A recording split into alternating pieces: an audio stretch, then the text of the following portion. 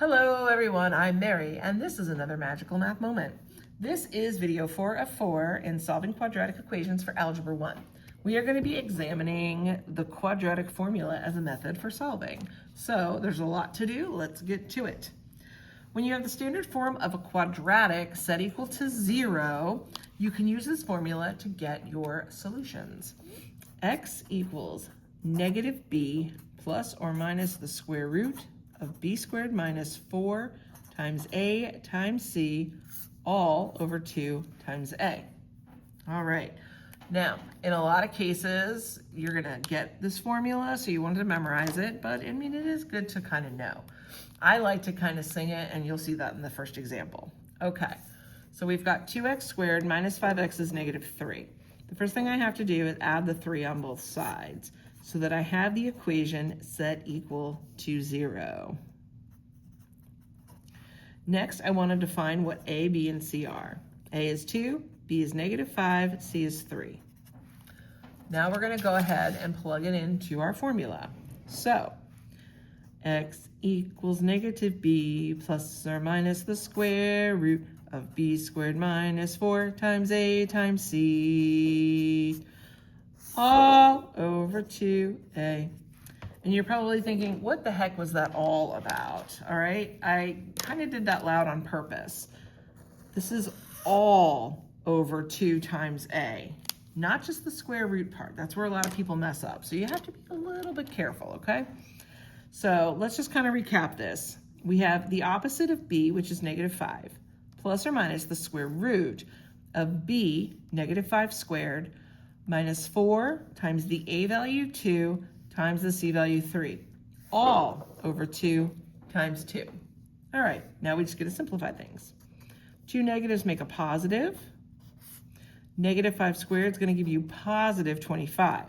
If you're doing this in a calculator, you have to use the parentheses around that negative. Otherwise, you're going to get negative 25, you're going to argue with your teacher, and you're going to be sad. Negative 4 times 2 is 8. Negative 8 times 3 is negative 24. 2 times 2 is 4 on the bottom.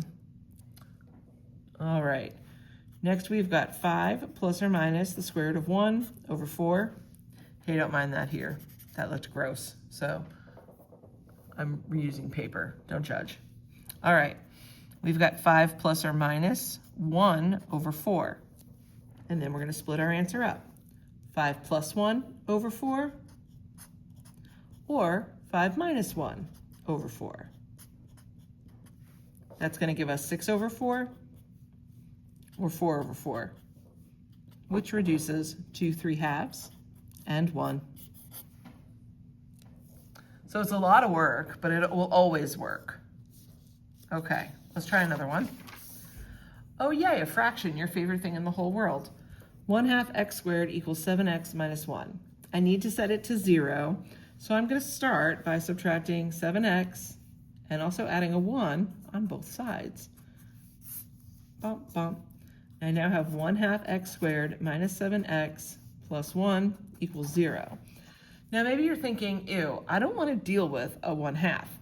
I can't say I blame you. So if you wanted to make an equivalent expression here, you could totally do that by distributing a 2. I think that might not be a bad idea. So here we go. 2 times a half cancels out. I have an x squared. 2 times negative 7x is negative 14x. 2 times 1 is 2. Okay, so now I'm going to list out my a value of 1. B is negative 14. C is positive 2. I almost said negative 2.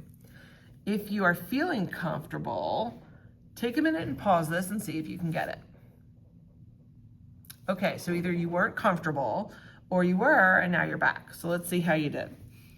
X equals negative b plus or minus the square root of b squared minus 4 times a times c all over 2 times a.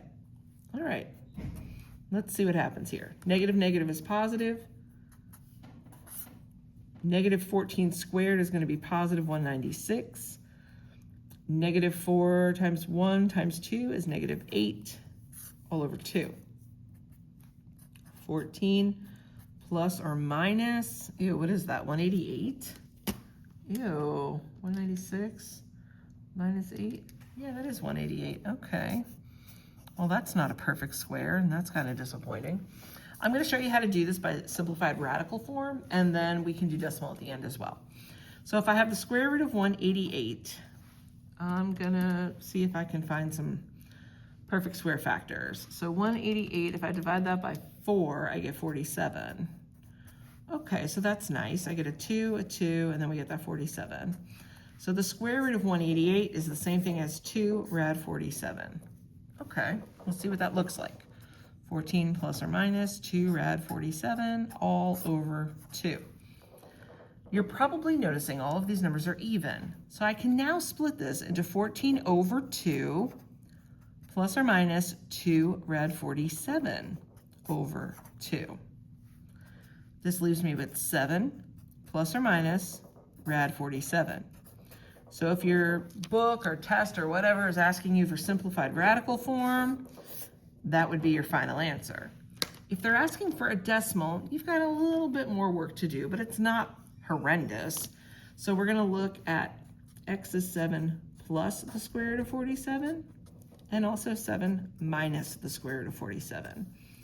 So I'm gonna go ahead and jump right to the calculator for that. Hopefully you can see it okay. 7 plus the square root of 47 is 13.9.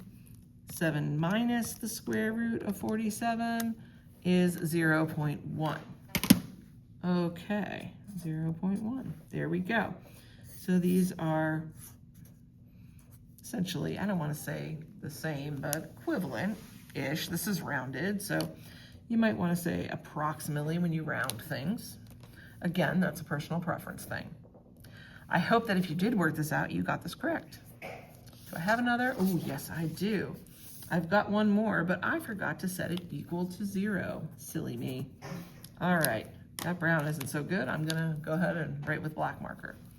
A is 2, B is 3, C is 9. So x equals negative b plus or minus the square root of b squared minus 4 times a times c all over 2a. Catchy, isn't it? All right, we got negative 3 plus or minus 3 squared is 9. This is going to be negative 72 all over 4. Okay, let's see what happens. Negative 3 plus or minus. I don't know what 9 minus 72 is. Oh, I should know what that is. It's negative 63.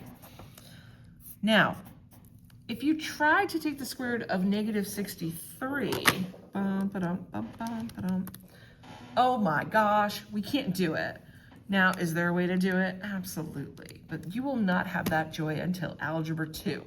So, if in Algebra 1, you end up with a negative in the radical, you want to say no real solution. And in case you're wondering, like, that's really interesting, what does that look like? Because remember, as we're solving these, we're finding x-intercepts. In this case, though, I don't have a real solution. So that means I don't have a graph intersecting the x-axis. So that means the vertex is above the x-axis like this and opens up, or it's down here somewhere and it opens down. So in this case, the a value is positive, so I know that this graph is going to open up. So it would be up here. Now I don't know where that vertex is. We could figure it out. I don't really feel like figuring it out, so we're not going to do that right now. But if you need help with graphing these things, there's a whole playlist on graphing quadratics as well. I hope that this has been helpful for you. Thank you so much for watching, and I'll see you next time. Bye.